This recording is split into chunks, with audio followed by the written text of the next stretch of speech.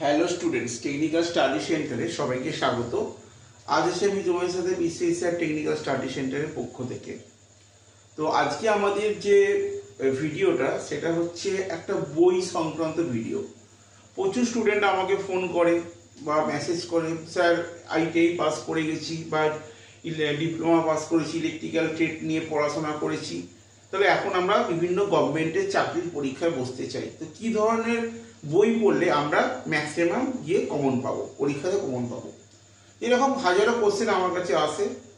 কোন বইটা পড়লে ভালোভাবে কিন্তু সাকসেস পাওয়া যাবে, এরকম কিন্তু মেসেজ বলতে গেলে প্রায় সময় আসছে এবং অনেকে ফোন করেও জানতে চাইছে। তো প্রথমে একটা কথা বলি, এই যে বই সম্বন্ধে তোমরা জানতে চাইছো, অবশ্যই আমি তোমাদের বলবো ভিডিওটা তোমরা প্রথম থেকে লাস্ট পর্যন্ত দেখবে এবং তাহলেই বুঝতে পারবে যে তুমি যে প্রিপারেশনটা নিতে চলেছো বা তুমি যে গভর্নমেন্টের এক্সামটা ক্র্যাক করতে চাইছো, সেটা লোকো পাইলট বলো বা টেকনিশিয়ান বলো বা জুনিয়র ইঞ্জিনিয়ার বলো বা এসএসসি জেই বলো বা পিএসসি জেই বা RRB JE, even any kind of technician, যাই কিছু বলো, পড়ার বিকল্প কিছু নেই। তো যাই হোক, তো প্রথমেই বলি, দেখো একটা তোমরা বই দেখতে পাচ্ছ আমার কাছে, কি আছে বইটা? বেসিক ইলেকট্রিক্যালস ইঞ্জিনিয়ারিং, রাইটার কে এমএল আলবানি, ঠিক আছে, ধনপদ রায় অ্যান্ড কোম্পানি। তো এই বইটা একটা ইলেকট্রিক্যালের বই, ঠিক আছে। তো অনেকেই জানো এই রাইটার সম্বন্ধে। এই বইটা যেরকম আমার কাছে দেখতে পাচ্ছ, এটা অনেকের কাছেই আছে, অনেক স্টুডেন্টের কাছেই আছে। তো বইটা আমার কাছে কিভাবে এলো সেটা একটু বলে দিই, একটা গল্প।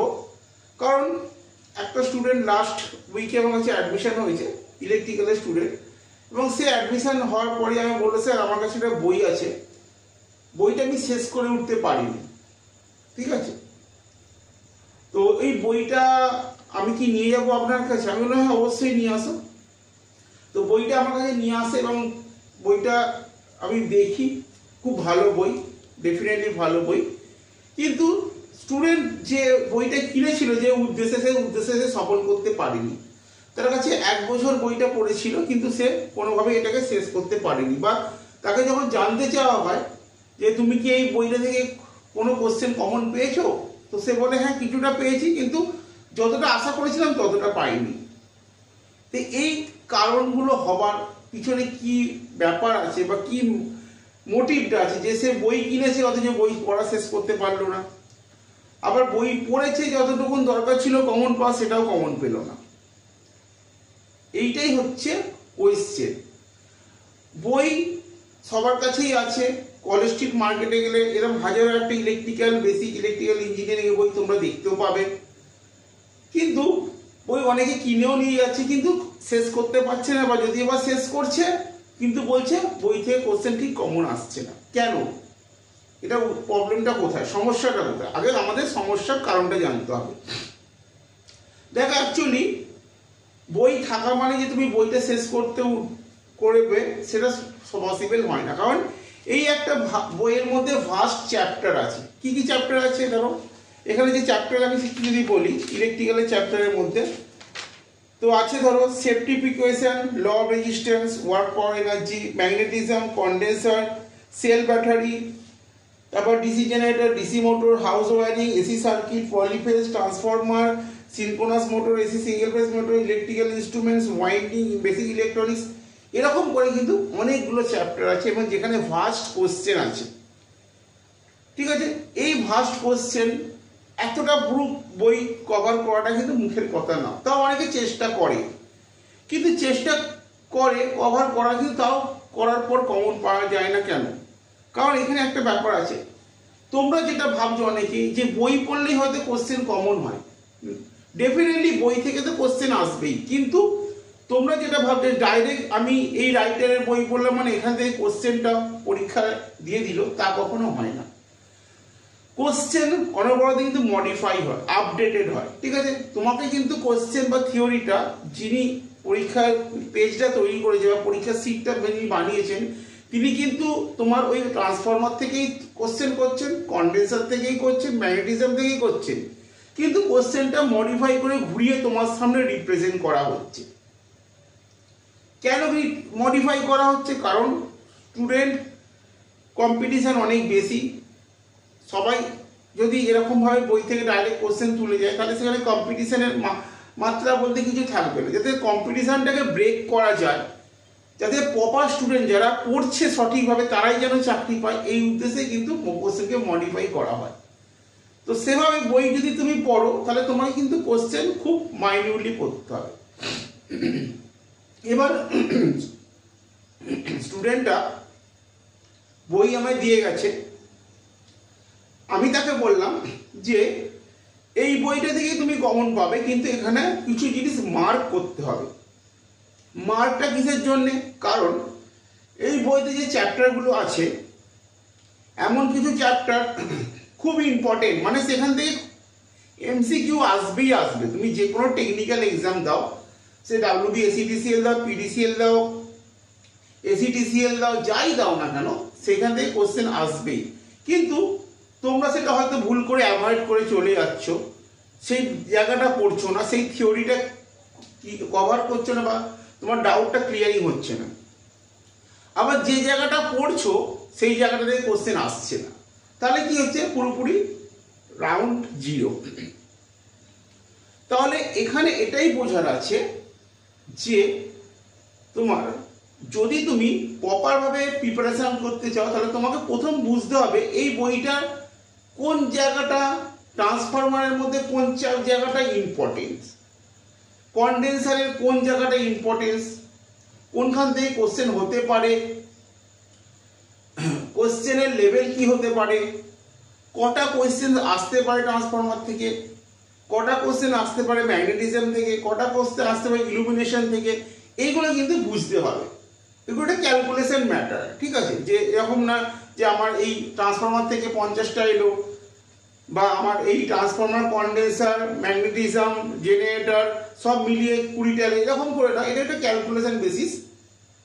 তুমি যদি এক্সাম দিতে যাও তাহলে সামনে এক্সাম কি আসতে চলেছে নতুন নোটিফিকেশন ডাব্লিউবি পিডিসিএল। তো পিডিসিএল এ সেখানে ইলেকট্রিক্যাল স্টুডেন্টরা বসবে, আবার আইটিআই স্টুডেন্টরা বসবে, ফিটারের স্টুডেন্ট বসবে। তো এখানে ধরো পিডিসিএল এ যে নোটিফিকেশন আসছে সেখানে ধরো ডোমেইন কোশ্চেন কত হবে? 60টা, মানে তোমার ইলেকট্রিক্যাল ট্রেড থেকে 60টা। তাহলে এখানে এইটাই বুঝতে হবে যে তুমি যে ডাব্লিউবি এসিডিসিএল পরীক্ষা দেবে, ডাব্লিউবি এসিডিসিএল কথার অর্থ কি, সেই ডাব্লিউবি এসিডিসিএল এর কথার অর্থ অনুযায়ী সেই চ্যাপ্টার রিলেটেড এই বইয়ের মধ্যে কি কি আছে, তোমাকে সেই জায়গাটাকে বেছেই কিন্তু পড়াশোনাটা করতে হবে এবং স্পেসিফাই করতে হবে। কারণ স্পেসিফাই মিনস ওই পরীক্ষায় 60টা কোশ্চেন আমায় কমন পেতে হবে, তার জন্য আমি কত পড়বো? খুব জোর আমি 400 থেকে 500 বা 600 কোশ্চেন পড়তে পারি, কিন্তু 6000 পড়বো না। কারণ ওই 6000 কোশ্চেন পড়ে 60টা কমন পেতে হলে তবে অনেক দিন সময়ও লাগবে, কোনোদিন মাথায় রাখাও যাবে না। তাহলে এটাই হচ্ছে স্পেসিফাই কোশ্চেন, যে তোমার 60টা কমন পেতে হলে 600 কোশ্চেন এমনভাবে পড়ো, এমন স্পেসিফাই করে নাও যাতে ওই 600 কোশ্চেনের মধ্যে 60টা যেন তোমার কনফার্ম থাকে যে এই 60টা আসবেই আসবে। এটা একটা ক্যালকুলেশন, কিভাবে আসবে, কোন জায়গাটা থেকে পড়লে আসবে, কোন জায়গাটা আমি পড়বো না, এটাও একটা ক্যালকুলেশন। এভরিথিংস ক্যালকুলেশন, মানে কারণ ক্যালকুলেশন যদি না হতো তাহলে পলিস্ট্রিট মার্কেটে বই পাওয়া যাচ্ছে, বই কিনে কিন্তু সবাই পাস করে যেত, কিন্তু সেটা সম্ভব হয় না। সবের পিছনে একটা লজিক থাকে, ঠিক এই পড়ার পিছনে একটা লজিক আছে। সেই লজিকটা যদি তুমি বুঝে উঠতে পারো তাহলে তোমার কাছে যে বই আছে তাহলে সেই বই দিয়ে তুমি কিন্তু সেলফ প্রিপারেশন করে পাস করে যাবে। কিন্তু লজিক যদি না বোঝো, তুমি হাজার হাজার লাখ লাখ বই ঘরের মধ্যে জমা করে ফেলো, তুমি ঘরে একটা বলতে গেলে ছোটখাটো একটা লাইব্রেরি বানিয়ে ফেলো, কিন্তু লজিক না বুঝলে কিন্তু তুমি কখনোই ওই বই কভার করতে পারবে না এবং কোথা থেকে কোশ্চেন আসছে সেটাও বুঝতে পারবে না। দেখবে বই পড়ে যাবে, পরীক্ষার হলে ঢুকবে, সেখানে পরীক্ষায় বসবে, কোশ্চেন আনকমন আসবে, বাড়িতে এসে ভাববে আমি তো এতগুলো পড়ে গেলাম, এখান থেকে তো কমন এলো না, তাহলে কোথা থেকে গেলে যেখানটা পড়িনি সেখান থেকে কমন এসে গেল। তাহলে আবার কি করবে? পরের পরীক্ষাটাই করবে, সেই জায়গাটা পড়তে যাবে, আবার এই দিকটা বাদ চলে যাবে, আবার পরীক্ষায় বসে দেখবে, ঠিক এটা রিসাইকেল হতে থাকবে। মানে তুমি যতবার যাবে কিছু না কিছু তোমার বাদ চলতেই থাকবে। তাহলে এরকম যদি তোমার কোশ্চেন বারবার পরীক্ষায় বাদ হয়ে যায় তাহলে তুমি তো কাটাতে কোনোখানেই পৌঁছাতে পারবে না। তাহলে কাউন্টারে পৌঁছাতে হলে তোমাকে একদম ক্যালকুলেশন বেসিস এগোতে হবে। আর এখানে আরেকটা কোশ্চেন আমি যেটা বলবো, খুব ইম্পর্টেন্ট কোশ্চেন, যে কোনো টেকনিক্যাল পরীক্ষায় পাস করতে হলে তোমাকে পুরো ডেপথে ঢুকতে হবে, অনেকটা ভেতরে। কারণ বইতে কিন্তু এতটা ডেপথে থাকবে না। কারণ আমি তোমার ছোট্ট একটা উদাহরণ দিই, যেটা বোঝাতে চাইছি। দেখো, আজকে আমাদের ইলেকট্রিক্যালের ক্লাস হচ্ছিল কি, ইলেকট্রিক্যাল ইনস্ট্রুমেন্টস, ঠিক আছে? তো ইনস্ট্রুমেন্টস এমন একটা চ্যাপ্টার, পরীক্ষায় প্রচুর কোশ্চেন আছে ইনস্ট্রুমেন্টস থেকে। তো সেই ইনস্ট্রুমেন্টসের কোশ্চেন তোমাকে জানতে হবে ইনস্ট্রুমেন্টসের কোন চ্যাপ্টারগুলো জায়গাগুলো পড়বো, কোনগুলো পড়বো না, কোন ভ্যালুগুলো পড়বো, ঠিক আছে? তো সেই রকম একটা ক্যালকুলেশন আমি বলে দিচ্ছি, যেরকম ইলেকট্রিক্যাল ইনস্ট্রুমেন্ট। তো প্রথম হচ্ছে, আমাকে ইনস্ট্রুমেন্টসের একটা বেসিক আইডিয়া করতে হলে প্রথম জানা দরকার সেই ইনস্ট্রুমেন্টসটার পরিচিতি, মানে হোয়াট ইজ ইনস্ট্রুমেন্টস, বেশ এক কথায় বলতে গেলে। সেই জানার পর তারপরে তোমায় জানতে হবে ক রকমের ইনস্ট্রুমেন্টস হয়। ডেফিনেটলি ইন্ডিকেটিং, রেকর্ডিং এবং ইন্টিগ্রেটিং ইনস্ট্রুমেন্ট। এই তিনটি ইনস্ট্রুমেন্টসের ক্যারেক্টারটা কি? ইন্ডিকেটিং ইনস্ট্রুমেন্ট ওকে ইন্ডিকেট করবে, যেটা ডাইরেক্ট রিডিং করবে, পয়েন্টার ভ্যালু দেখাবে। রেকর্ডিং ইনস্ট্রুমেন্টসের কাজ কি? সে রেকর্ড করবে ভ্যালুটা বাই গ্রাফে, ঠিক আছে? তোমাকে টোটাল দেখাবে। আর ইন্টিগ্রেটিং এ কি? টোটাল কোয়ান্টিটি ভ্যালু, মানে 1 ঘন্টা 2 ঘন্টা যে তুমি তার রেকর্ডটা করেছো, টোটাল ভ্যালুটাকে অ্যাড করে সেটা দেখাবে হচ্ছে ইন্টিগ্রেটিং। ঠিক হয়ে গেল? তাহলে দেখো, এই আমি কি জাম্প করে করে গেলাম, কিন্তু এক কথা ইন্টিগ্রেটিং, রেকর্ডিং, ইন্টিগ্রেটিং, তার পরপর পার্টগুলো জানা হয়ে গেল। এবার এই যে ইনস্ট্রুমেন্টসে এরা যে কাজগুলো করছে, কিসের মাধ্যমে করছে? নিশ্চয়ই বাইরে থেকে একটা ফোর্স অ্যাপ্লিকেশন করা হচ্ছে। সো ইনস্ট্রুমেন্টসকে কি অ্যাপ্লিকেশন করছি? টর্ক করছি, টর্ক এবং ফোর্স। সেই ফোর্সটাকে আবার দুটো ভাগে আমরা ভাগ করছি, একটা ডিফ্লেক্টিং টর্ক বা ফোর্স, একটা হচ্ছে কন্ট্রোলিং টর্ক, ঠিক আছে? সেই কন্ট্রোলিং টর্ককে আমরা আবার দুটো পার্টে ভাগ করছি, একটা হচ্ছে স্প্রিং কন্ট্রোল, একটা গ্র্যাভিটি কন্ট্রোল। তো স্প্রিং কন্ট্রোল, গ্র্যাভিটি কন্ট্রোল, তো এখানে দেখতে গেলে সব থেকে বেশি কোশ্চেনটা হচ্ছে স্প্রিং কন্ট্রোল বা গ্র্যাভিটি কন্ট্রোল, যেখানে আসুক। তো এই যে ডেপথে ঢোকার কথাটা কেন আসছি বলে দিচ্ছি। দেখো, এখানে একটা ছোট্ট করে স্কেলিং আঁকা হয়েছে, এটা ইনস্ট্রুমেন্ট, যেটাকে আমরা স্প্রিং কন্ট্রোল বলছি। তো এখানে যে স্কেলের ডিগ্রি 0 থেকে 100 পর্যন্ত রাখা হয়েছে এবং 10, 20, 30, 40 করে আছে। এখানে এইটা হচ্ছে পয়েন্টার, এখানে পয়েন্টার, এখানে একটা স্প্রিং, এখানে একটা স্প্রিং, ঠিক আছে? এখানে 0 অ্যাডজাস্টার রাখা হয়েছে, আমরা 0 অ্যাডজাস্ট করবো এবং এটাকে আমরা স্প্রিং দিয়ে অপারেটিং করবো। দ্যাট ইজ স্প্রিং কন্ট্রোল, মানে আমার স্প্রিং এর মাধ্যমে এটা মুভমেন্টটা হচ্ছে, পয়েন্টারটা। এবার আগে পরীক্ষায় কি কোশ্চেন আসতো, যে আমরা স্প্রিং কন্ট্রোল যেটা আছে, সেই স্প্রিং কন্ট্রোলের এইখান থেকে ধর একটা কোশ্চেন দিল যে স্প্রিং কন্ট্রোল কার পার্টের মধ্যে পড়ছে, সেটা ডিফ্লেক্টিং না কন্ট্রোলিং এর মধ্যে পড়ছে, বা স্প্রিং কন্ট্রোল ইনস্ট্রুমেন্টস গুলোর নাম কি, এরকম আসতো। এখন আপডেট হয়েছে, অনেকটাই আপডেট হয়েছে। এরকম বলতে চাইছে, এই যে পয়েন্টারটা যে তোমার মুভমেন্ট করছে, সেই মুভমেন্টে দুটো স্প্রিং আছে, দুটো স্প্রিং এর কাজ কি, ঠিক আছে? দুটো যে স্প্রিং আছে, দুটো স্প্রিং আমরা কেন দিয়েছি, বেনিফিট কি, কাজ কি, ওকে? বা এরকম কোশ্চেন হচ্ছে, এই যে স্প্রিং গুলো আছে, এই স্প্রিংটা কি মেটালের তৈরি হচ্ছে, কি মেটাল দিলে আমরা প্রপার ভাবে কাজটা পাবো। আবার এরকম কোশ্চেন আসছে যে এর প্রপার্টিজ, ঠিক আছে?